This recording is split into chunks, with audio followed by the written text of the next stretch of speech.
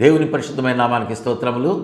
దేవుని యొక్క పాద సన్నిధిలో దేవుని యొక్క మాటలు వినడానికి, ఆత్మీయముగా బలం పొందుకోవటానికి, క్షేమాభివృద్ధిలో ఉండటానికి కర్మేలోజ్ఞ అనేటువంటి మా ఈ కార్యక్రమంలో ఏకీభవించిన మీ అందరూ కూడా ప్రభునామమున హృదయపూర్వకంగా వందనాలు తెలియజేస్తూ ఉన్నాం. మిమ్మల్ని అందరినీ ప్రేమపూర్వకంగా ఈ కార్యక్రమానికి ఆహ్వానిస్తూ ఉన్నాం.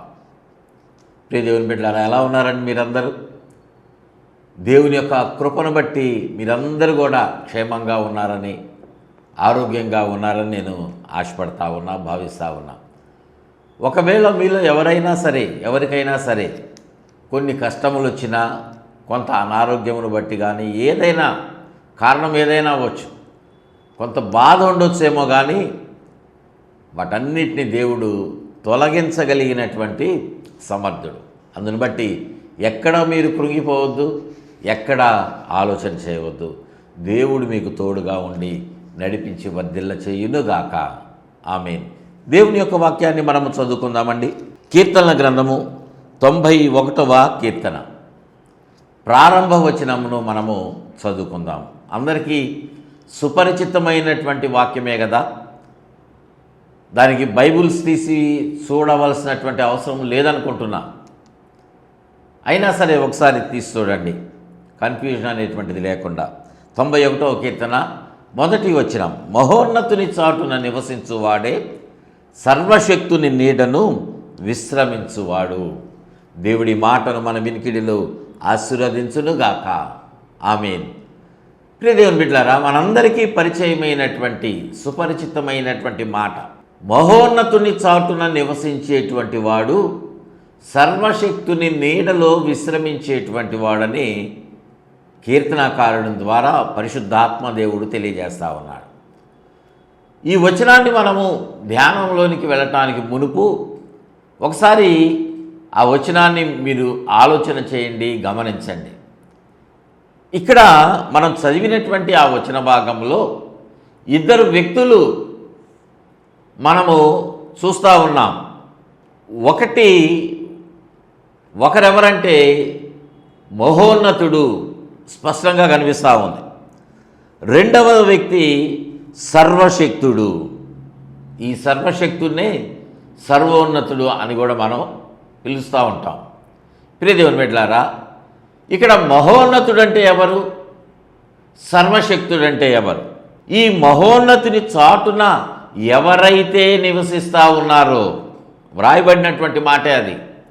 మహోన్నతుని చాటున ఎవరైతే నివసిస్తారో వారు ఎవరి చాటున, ఎవరి నీడన విశ్రమించేటువంటి వారుగా ఉంటారంటే సర్వశక్తుని నీడలో, సర్వోన్నతుని నీడలో ఉండేటువంటి వారుగా ఉన్నారు అని కీర్తనాకారుని ద్వారా పరిశుద్ధాత్మ దేవుడు తెలియజేస్తూ ఉన్నాడు. దేవునికి మహిమ కలుగునుగాక. హల్లెలూయా. అంటే ఎందుకు రెండు రకములుగా? దేవుడు ఒక్కడే కదా, ఒకే దేవుని పేరు రెండుగా ఎందుకు అక్కడ తెలియజేయబడతా ఉంది? ప్రియ దేవుని బిడ్డలారా, మనం ఒక మాట ఆలోచన చేస్తే, మన ఇంట్లో ఒక వ్యక్తి పేరు డేవిడ్ అని ఉందనుకోండి. ఆ వ్యక్తిని డేవిడ్ అని పిలవకపోవచ్చు, పేరు పెట్టక ముందు నుంచి కుటుంబ సభ్యులు చిన్న అనో, కన్నా అనో, నాని అనో, బుజ్జి అనో ఏదో ఒకటి పెట్టి పిలుస్తారు కదా ముద్దు పేరు. అట్లాగా రెండు పేర్లు ఎందుకున్నాయి? ఆ రీతిగా మనం ఆలోచన చేద్దాం. మనిషికి రెండు పేర్లు ఉండొచ్చు, తప్పేం లేదు అందులో. కానీ ఇక్కడ ఆ రీతిగా వ్రాయబడలేదు. ఒకటి మహోన్నతుడు, రెండవది సర్వశక్తుడు. ఇద్దరు ఒకటేనా అంటే ఇద్దరు వ్యక్తులు కూడా ఒక వ్యక్తే, కానీ ఒక వ్యక్తిలో ఉన్నటువంటి రెండు రూపాలను బట్టి ఆ రీతిగా రెండు పేర్లతో వారు పిలువబడతా ఉన్నారు. మహోన్నతుడు అంటే ఎవరు, సర్వోన్నతుడు అంటే ఎవరు? ఒక మాట మనము ఆలోచన చేద్దాం. ఆయన పేరు మార్చి మహోన్నతుడు అని మీరు చెప్తున్నారేంటి అనుకోవద్దు. ప్రియ దేవుని బిడ్డలారా, ఆయన మహోన్నతుడు, ప్రభు అయినటువంటి యేసుక్రీస్తు వారు. అంతవరకు క్లారిటీ ఉంది మనకు. మరి సర్వశక్తుడు అంటే, సర్వశక్తుడన్నా కూడా యేసుక్రీస్తు వారే అని అనుకోవద్దు. సర్వశక్తుడు. ఆ సర్వశక్తునికి ఉన్నటువంటి ఆ పేరుకున్నటువంటి మరొక అర్థం చూస్తే ఆయన సర్వోన్నతుడు అని కూడా ప్రభువుని మనం పిలుస్తాం. సర్వములో ఆయన ఉన్నతుడు, మహా ఉన్నతుడు యేసుక్రీస్తు వారు. సర్వోన్నతుడు అంటే సర్వములో ఉన్న వాటన్నిటిలో కూడా ఉన్నతమైనటువంటి స్థితిలో ఉన్నవాడు. దేవునికి మహిమ కలుగును గాక. హల్లెలూయా. ఆయన తండ్రి అయినటువంటి దేవుడు. దేవునికి స్తోత్రం చెల్లిద్దాం. హల్లెలూయా, హల్లెలూయా. ప్రియ దేవుని బిడ్డలారా, తండ్రి అయినటువంటి దేవుడు, ఈ తండ్రి అయినటువంటి దేవుడు మహోన్నతుడు అంటే ప్రభు అయినటువంటి యేసుక్రీస్తు వారు. అంశంలోనికి ఒక అడుగు వేస్తా ఉన్నా, గమనించండి. మనము తండ్రి అయినటువంటి దేవుని సన్నిధికి మనం వెళ్ళాలి. ఇక్కడ రాయబడినటువంటి మాట, మహోన్నతుని చాటున నివసిస్తున్నటువంటి వాడు ఎలా ఉన్నాడంటే, అక్కడ వ్రాయబడింది, మరోసారి చదువుతున్నారు చూడండి, 91వ కీర్తన 1వ వచనం. మహోన్నతుని చాటున నివసించువాడు అలా నివసించువాడే అంటే ఎవరైతే మహోన్నతుని చాటున నివసిస్తున్నారో వాళ్ళు మాత్రమే సర్వశక్తుని నీడలో విశ్రమించేటువంటి అనుభవంలో ఉంటారు. దేవునికి మహిమ కలుగునుగాక. హల్లెలూయా, హల్లెలూయా. అంటే మిగిలినటువంటి వాళ్ళ పరిస్థితి ఏంటి? వారికి తండ్రి అయినటువంటి దేవుని సన్నిధికి వెళ్ళటానికి అవకాశం లేదు. ఇది ఇక్కడ ఉన్నటువంటి సత్యము, సర్వసత్యము. మన మహోన్నతుని ద్వారానే సర్వోన్నతుడైనటువంటి దేవుని దగ్గరకు మనం వెళ్ళగలం. మహోన్నతుని దగ్గరకు రాకుండా మనం డైరెక్ట్గా పరలోకానికి వెళ్ళటం అది అసాధ్యం. నాకు డబ్బులున్నాయి, నాకు వ్యాపారం బాగా ఉంది, నేను లక్షల రూపాయలు మందిరానికే ఇస్తున్నా, చర్చికి సేవకులకే ఇస్తా ఉన్నా, నేను బాప్తిజం పొందను అంటే పరిశుద్ధాత్మ దేవుడు అంగీకరిస్తాడా? నేను నీకు లక్షల రూపాయలు ఇచ్చాను ప్రభువా, నన్ను అభిషేకించు, నీ సన్నిధిలో నన్ను నిలబెట్టు, బాప్తిజం పొందినటువంటి వారు, నీ సేవ చేసినటువంటి వారు, నీతో నడిచినటువంటి అనుభవంలో ఉన్నారు కదా, వాళ్ళకి ఏ కిరీటాలు ఇస్తున్నావో, ఏ బహుమానాలు ఇస్తున్నావో నాకు కూడా ఇవ్వు. నీకు నేను ఇచ్చిన కానుకలు సరిపోలేదా, ఇదిగో ఇంకో 10 లక్షలు ఇస్తా అని అంటే ప్రయోజనం లేదు. ఎందుకంటే నువ్వు దేవుని యొక్క వాక్య ప్రకారంగా జీవించలా, మహోన్నతుని చాటున నువ్వు నివసించలా, యేసయ్య ద్వారా నువ్వు తండ్రి యొద్దకు రాలేదు. ఎందుకంటే ప్రభువారి ఒక మాట చెప్తా ఉన్నారు.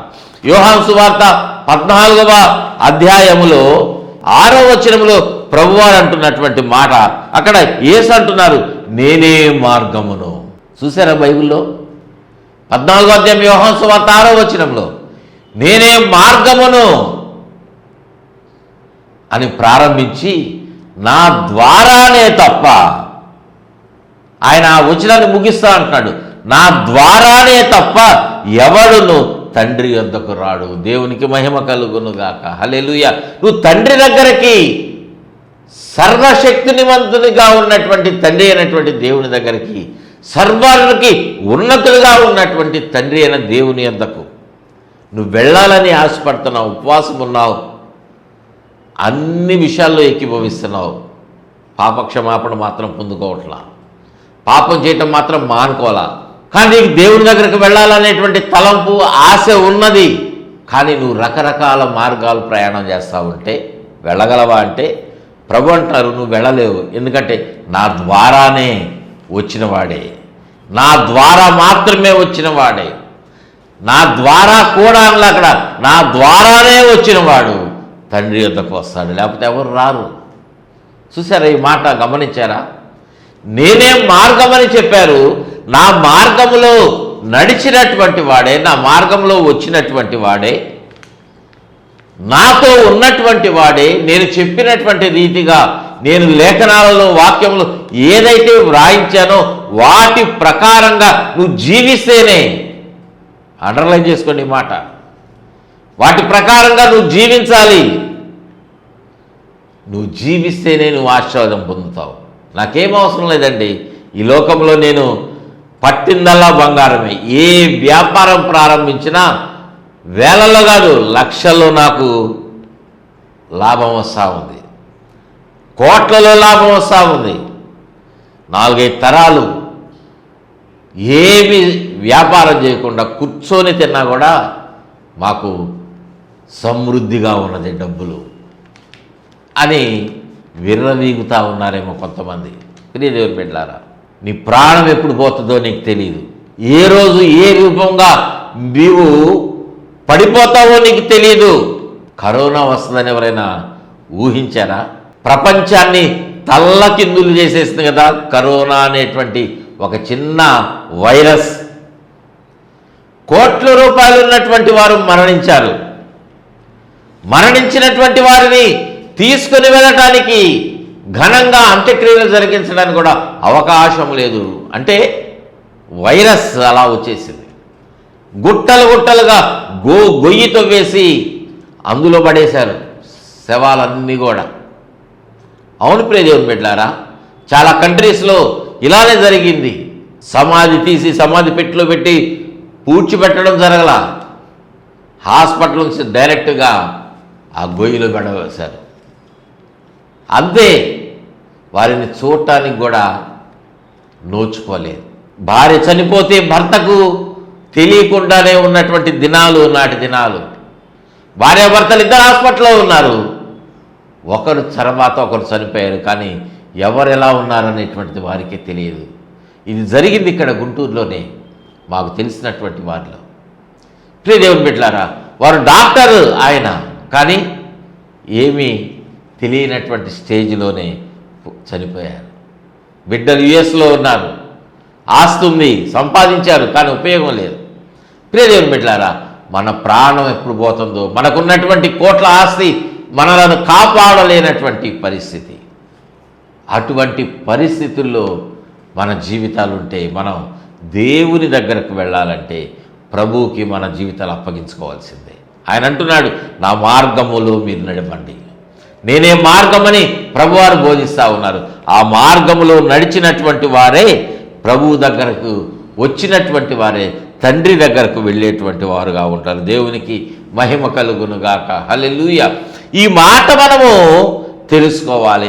ఆది సంభూతుని ద్వారా, ప్రభు అయినటువంటి యేసుక్రీస్తు ద్వారా మాత్రమే మనము తండ్రిని చేరుకోగలం అనేటువంటి సత్యమును మనం గుర్తించాలంటే, యేసయ్య ఈ లోకములోనికి వచ్చినటువంటి కార్యము, రావడానికి కార్యము, సృష్టి చేసినటువంటి విధానము, ఇవన్నీ కూడా మనం నేర్చుకోవాలి, తెలుసుకోవాలి. తండ్రి అయినటువంటి దేవుని యొక్క ఆలోచన ఎలా ఉన్నది మీరు చదవండి. ఆదికాండము 1 అధ్యాయాలు, సువార్తల్లో ఉన్నటువంటి 1 అధ్యాయాలు మీరు చదవండి. పరిశుద్ధాత్మ దేవుడు మీకు స్పష్టంగా బయలుపరుస్తాడు. పరిశుద్ధాత్మ దేవుడు మీకు తెలియజేస్తాడు ఆ సృష్టి కార్యము జరిగినటువంటిది.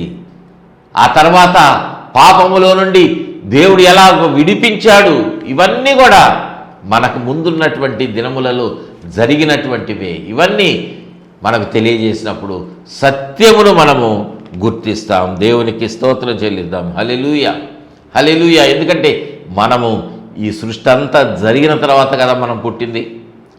మనకు తెలీదు, కానీ మనకు తెలియకుండా ఆయన ఉంచట్లా, మనకు తెలియజేయటానికి ఆయన సిద్ధంగా ఉన్నాడు. దేవునికి స్తోత్రం చెల్లిద్దాం. హల్లెలూయా.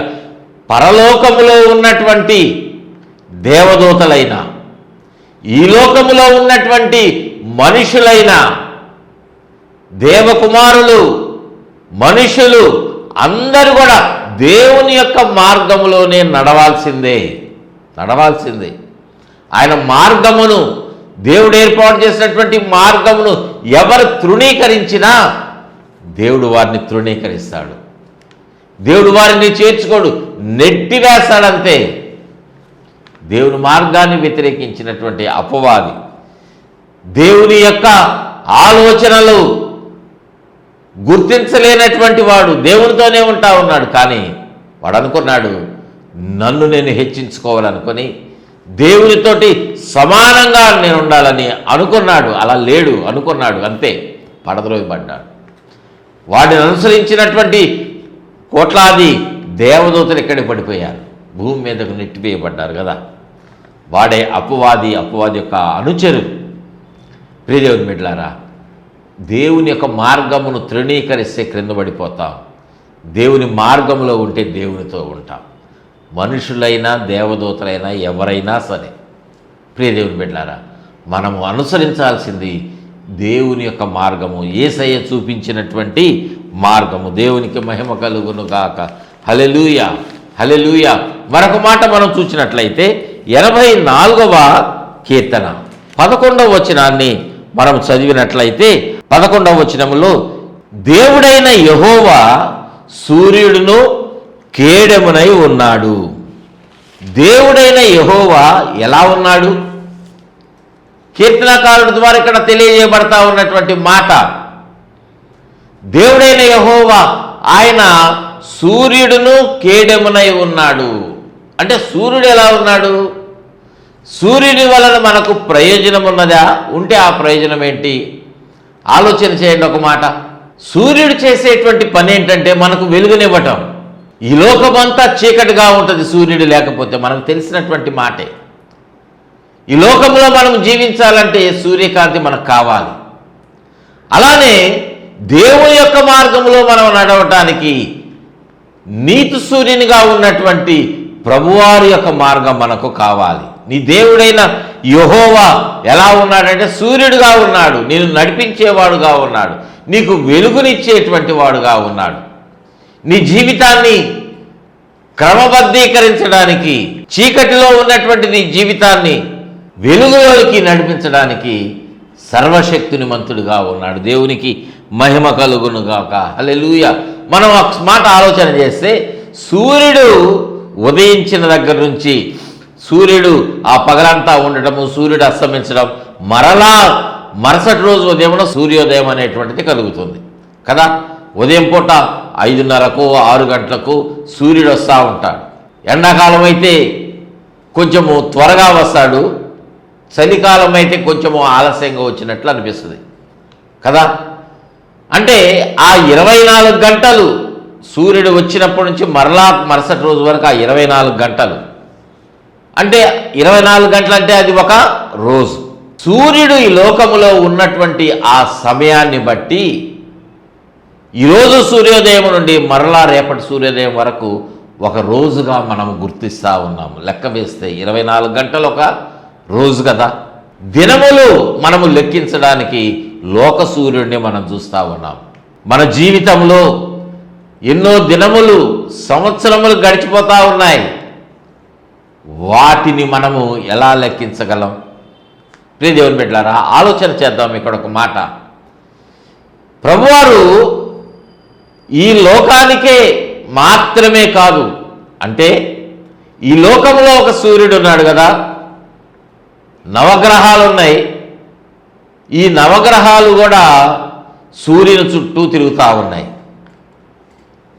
ఈ 9 గ్రహాలు సూర్యుని చుట్టూ తిరుగుతూ ఉన్నాయి. దీని అంతటిని కలిపి ఒక సౌర కుటుంబం అంటారు. ఈ సౌర కుటుంబంలో సూర్యుడు ఉన్నాడు, గ్రహాలు ఉన్నాయి. అలానే ఇలాంటి సౌర కుటుంబములు మన కంటికి కనపడనటువంటివి చాలా ఉన్నాయి. ఈ మాట గుర్తుపెట్టుకోండి. మీరు చదవండి, చదివితే నీకు పరిశుద్ధాత్మ దేవుడు తెలియజేస్తూ ఉంటాడు. బైబిల్ చదవటం మాత్రమే కాదు, లోక సంబంధమైనటువంటి స్టడీ కూడా మీరు చేస్తే మీకు ఈ అంశాలన్నీ కూడా నేర్చుకుంటారు. ప్రియ దేవుని బిడ్డలారా, మన జీవితాలలో ఈ సౌర వ్యవస్థ, సౌర కుటుంబం అనేటువంటిది మనం చూసినప్పుడు ఈ భూమి అనేటువంటి ఈ గ్రహం మీద మాత్రమే కాదు, కానీ ఇతర గ్రహాలలో, ఇతర సౌర కుటుంబాలలో ఉన్నటువంటి వారందరూ కూడా అక్కడ యేసయ్య ద్వారా వారి జీవితాలు కూడా మార్చబడతా ఉన్నాయి. కొంచెం క్లియర్గా మీకు చెప్తున్నా, జాగ్రత్తగా వినండి. కొంచెం కన్ఫ్యూజన్గా ఉంటుంది. ఒక మాట మీకు తెలియజేస్తా ఉన్నా, ఏమాత్రం మీరు అనాలోచనగా ఉంటే ఈ మాట మీకు అర్థం కాదు. ప్రార్థనాపూర్వకంగా దేవుని మాటలు వినండి. మన లోకము లాంటి ఇతర లోకాలలో, ఇతర ప్రపంచాలలో లేఖనములో పరిశుద్ధాత్మ దేవుడు వ్రాయించాడు, ప్రభువారు దేవుడు ప్రపంచములను నిర్మించెను. హెబ్రీలకు రాసిన పత్రికలో ఈ మాట తెలియజేయబడింది. ఇంకా మిగిలినటువంటి ప్రపంచాలు ఉన్నాయి కదా, వాటిలో ఉన్నటువంటి నివసిస్తున్నటువంటి వారందరూ కూడా మేల్కొల్పబడటానికి అక్కడ కూడా సూర్యోదయం కలగాలి. అయితే సూర్యోదయం కలగటానికి ముందు ఒక సంఘటన జరుగుతూ ఉంది. మిగిలినటువంటి ప్రాంతాల్లో మాత్రమే కాదు, మన భూగ్రహంలో కూడా మనం గమనించినట్లయితే కొన్ని విలేజెస్ ఏంటి, అన్ని ప్రాంతాలలో ప్రజలందరూ కూడా అటవీ ప్రాంతాల్లో కానీ పల్లెటూరులో కానీ పగలంతా రైతులు కానీ కూలి పని చేసుకునే వాళ్ళు కష్టపడి పెద్దల కడ రాత్రుల్లో నిద్రపోయి ఉదయాన్నే తెల్లవారుజామునే వారు నిద్రలేస్తారు కదా. మరలా వాళ్ళు లేచి కాలకృత్యాలు తీర్చుకొని వారు పొలం పనికి ఇతరుల పనులకు వాడు వేరే వేరే ప్రాంతాలకు వెళ్తూ ఉంటారు. సూర్యోదయానికి ముందే వాళ్ళు మేల్కొంటారు. ఇప్పుడంటే అలారం పెట్టుకుంటున్నాము, ఫోన్ చూస్తున్నాము, వాచ్ చూస్తున్నాము టైం ఎంత అయింది అని. కానీ పూర్వదినాలలో అలాంటి సౌకర్యం లేనటువంటి పరిస్థితులు ఉన్నటువంటి ప్రదేశాలలో వాళ్ళు ఏం చేసేవాళ్ళో తెలుసా, ఆకాశంలో చూసేవాళ్ళు. సూర్యోదయానికి ముందే, జాగ్రత్తగా వినండి, ఒక చుక్క ఆకాశంలో మినుకుమంటూ ప్రకాశిస్తూ ఉండేది. దానిని ఏమంటారంటే వేకువ చుక్క అంటారు. మార్నింగ్ స్టార్ అంటే అందరికంటే ముందు నేనున్నాను అన్నట్లుగా అది వస్తుంది. మనకి మార్నింగ్ స్టార్ ట్రావెల్స్ బస్సెస్ ఉన్నాయి. హైదరాబాద్ వెళ్ళాలన్నా ఎక్కడికి వెళ్ళాలన్నా ఎక్కువగా మీరు చూస్తే ట్రావెల్స్ బస్సెస్లో అంటే మిగిలినటువంటి వాటికంటే మేము ముందు మిమ్మల్ని సకాలంలో తెల్లవారకు మునిపే మీ గమ్యానికి మిమ్మల్ని చేరుస్తాం అన్నట్లుగా వాళ్ళు దానిని పెట్టారు. ప్రియ దేవుని బిడ్డలారా, ఈ మార్నింగ్ స్టార్, ఈ యొక్క వేకువ చుక్క అనేటువంటిది సూర్యుడి కంటే ముందుగా ఆకాశంలో కనిపిస్తూ ఉంది. మనం ఒక మాట చూచినట్లయితే యెషయా గ్రంథములో 14వ అధ్యాయంలో 12వ వచనంలో వ్రాయిస్తూ ఉన్నాడు, తేజో నక్షత్రమా వేకువ చుక్క నీవెట్లు ఆకాశము నుండి పడితివి. ఇక్కడ ఆకాశం నుండి పడిపోయినటువంటి ఒక దేవదూతను గురించి ఇక్కడ మాట్లాడుతూ ఉన్నది దేవుని యొక్క వాక్యం. ఏమంటా ఉన్నాడు దేవుడు అక్కడ అంటే, తేజో నక్షత్రమా వేకువ చుక్క నువ్వెలా పడిపోయావు ఆకాశం నుండి అంటే, ఆకాశం నుంచి పడిపోయినెవరు, ఆకాశం నుండి పడద్రోయబడినెవరు అంటే అపవాది సాతానుకున్నటువంటి ఒక పేరు తేజో నక్షత్రం, అసలు పేరు తేజో నక్షత్రం, లేకపోతే వేకువ చుక్క అని కూడా దానిని దేవుడు పిలుస్తూ ఉన్నాడు. ప్రియదేవుని బిడ్డలారా, అంటే సాతాను అపవాది ఇక్కడ వేకువ చుక్కగా మన ముందు కనిపిస్తూ ఉన్నాడు. అలానే యోబు గ్రంథము 38వ అధ్యాయములో 7వ వచనంలో కూడా మీరు చదివితే అక్కడ ఉదయ నక్షత్రములు అనేటువంటి మాట మనం అక్కడ చూడవచ్చు కదా, చూస్తూ ఉన్నాం. చూడండి, యోబు గ్రంథము 38వ అధ్యాయము 7వ వచనములో ఉదయ నక్షత్రములు ఏకముగా కూడి పాడినప్పుడు. నక్షత్రాలు పాడతాయా? వాస్తవంగా ఉదయ నక్షత్రములు అంటే అర్థం ఏంటంటే దేవుని కుమారులు, దేవదూతలు వారు కీర్తన పాడుతూ ఉన్నారు, దేవుణ్ణి స్తుతిస్తూ ఉన్నారు. ఉదయ నక్షత్రములన్నా వేకు చుక్కన ఒకటే అర్థం. వేకు చుక్కకు ఉన్నటువంటి మరొక పేరు ఉదయ నక్షత్రములు. అంటే ఈ యొక్క ఉదయ నక్షత్రములు అని యెషయా ప్రవక్తేమో అపవాదిని పిలిచాడు, ఇక్కడేమో దేవదూతలు పిలువబడతా ఉన్నారు. అదే రీతిగా ప్రకటన గ్రంథము 22వ అధ్యాయము 16వ వచనంలో ప్రకాశమానమైన వేకువ చుక్కయునై ఉన్నాను. ఎవరు ఇక్కడంటే ప్రభు అయినటువంటి యేసుక్రీస్తు వారు వేకువ చుక్కగా ఉన్నారు. అంటే వేకువ చుక్క ఎవరంటే అపవాది, దేవదూతలు వారు మాత్రమే కాదు, ప్రభు అయిన యేసుక్రీస్తు వారు కూడా వేకుచుక్కగా ఉన్నారు. అయితే అపవాది యేసుక్రీస్తు ఒకటేనా? దేవదూతలు ప్రభు అయినటువంటి యేసుక్రీస్తు వారు ఒకటేనా? ఒకటే అర్హత అంటే కాదు. యేసుక్రీస్తు వారికి ఒక ప్రత్యేకమైనటువంటి లక్షణం ఉన్నది. యేసుక్రీస్తు వారి ద్వారానే మనము తండ్రి యొద్దకు వెళుతున్నామనేటువంటి మాట మనము తెలుసుకోవటానికి ఇక్కడ ఒక సత్యమును లేఖనములో కీర్తనకారుడు మనకు తెలియజేస్తా ఉన్నాడు. చూడండి, 45వ కీర్తనలో 7వ వచనములో మనం చూస్తే, నీవు నీతిని ప్రేమించి భక్తిహీనతను ద్వేషించుచున్నావు, కావున దేవుడు నీ దేవుడే చిలికాండ్ర కంటే హెచ్చగునట్లుగా నిన్ను ఆనంద తైలముతో అభిషేకించి ఉన్నాడు. దేవుడు నిన్ను ఎలాగ అభిషేకిస్తున్నాడు తెలుసా? ప్రభువుని ఎలాగ దేవుడు వాడుకుంటాడు తెలుసా? దేవునికి ఉన్నటువంటి చెలికాండ్రు స్నేహితుల కంటే ఎక్కువగా. ఎందుకంత ఎక్కువ? దేవునికి మిగిలినటువంటి వారి కంటే యేసయ్యనే ఎందుకు అధికంగా ప్రేమిస్తూ ఉన్నాడు? సమానత్వం లేదా అంటే వ్రాయబడినటువంటి మాట 7వ వచనం ప్రారంభంలో, నీవు నీతిని ప్రేమించి భక్తిహీనతను ద్వేషిస్తా ఉన్నావు. ఇదే కారణం. దేవునికి మహిమ కలుగునుగాక. హల్లెలూయా. యేసయ్య చేస్తున్నటువంటి పని ఏంటో తెలుసా? ఆయన నీతిని ప్రేమిస్తూ ఉన్నాడు. నీతిని మాత్రమే ప్రేమిస్తూ ఉన్నాడు. భక్తిహీనతను నెట్టివేసి ద్వేషిస్తూ ఉన్నాడు. దేవునికి మహిమ కలుగునుగాక. హల్లెలూయా. నువ్వు నీతిని ప్రేమించేటువంటి ఆ లక్షణాన్ని యేసయ్య ద్వారా నువ్వు పొందుకుంటే నీవు నీతిమంతుడివి కాదు, భక్తిహీనుడిగా ఉన్నావు. కానీ దేవుడు యేసుక్రీస్తు వారు భక్తిహీనతను ద్వేషించి ఆయన నీతిని ప్రేమిస్తూ, నీవు నీతి లేనటువంటి జీవితంలో ఉంటే, ప్రభువా నేను నీతి లేనటువంటి స్థితిలో పాపంలో ఉన్నానయ్యా, నన్ను క్షమించయ్యా అని నీ పాపములు ఒప్పుకొని నువ్వు విడిచిపెడితే, ఆయన రక్తములో నువ్వు కడగబడటానికి ఇష్టమైతే నువ్వు బాప్తిజం పొందుతావు. వాక్య ప్రకారంగా బాప్తిజం పొందితే నువ్వు నీతిమంతునిగా మార్చబడతావు. దేవునికి మహిమ కలుగునుగాక. హల్లెలూయా. నువ్వు ఎప్పుడైతే నీతిమంతునిగా మార్చబడ్డావో, నువ్వు యేసయ్య ద్వారా ఇప్పుడు ఎక్కడికి వెళ్తున్నావంటే తండ్రి అయినటువంటి దేవుని సన్నిధికి, ఆయన దగ్గర మహోన్నతుని చాటున నివసించువాడే సర్వశక్తుని నీడలో విశ్రమించేటువంటి స్థలానికి వెళతావు. పరలోకానికి, పరదేశుకి, ఆ తర్వాత పరలోకానికి నువ్వు వెళ్ళటం ఎలా సాధ్యమంటే యేసయ్య ద్వారానే. దేవునికి మహిమ కలుగునుగాక. హల్లెలూయా. నువ్వు ఏ మార్గంలో వెళ్ళినా తండ్రి సన్నిధికి వెళ్ళలేవు. యేసు ద్వారానే. ఆ సత్యాన్ని ఇక్కడ మహోన్నతుని చాట నివసించువాడే సర్వశక్తుని నీడను విశ్రమించడానికి ఇష్టపడేవాడు, సిద్ధపడేవాడు. నువ్వు ఎలా ఉన్నావు?